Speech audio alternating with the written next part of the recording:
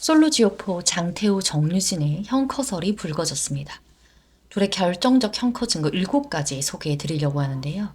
가장 먼저 둘이 함께 여행을 갔다는 정황입니다. 먼저 태우의 인스타 사진을 보면 하동 마을을 배경으로 사진을 찍은 것이 보이는데, 해당 사진을 확대해 보면 어떤 건물 내에서 사진을 찍었는지 핸드폰이 반사된 사진을 확인할 수 있는데요.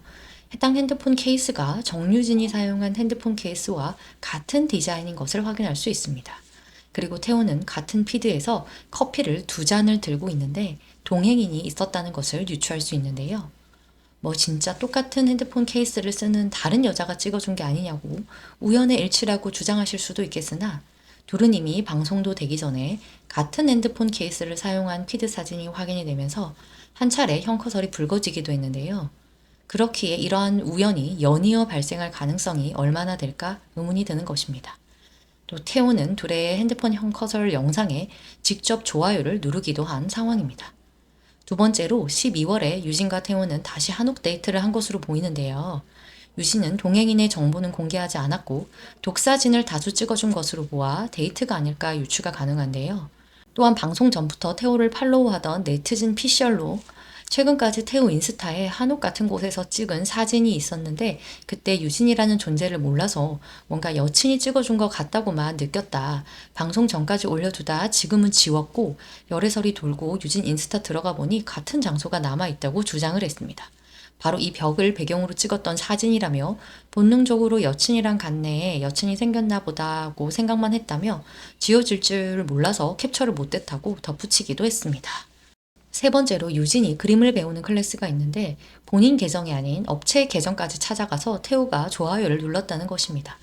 본인 계정이라면 방송 침묵으로 좋아요를 누른 것이 이해가 되긴 하지만 굳이 타 계정까지 찾아가서 좋아요를 누른 것이 어딘가 조금 수상합니다.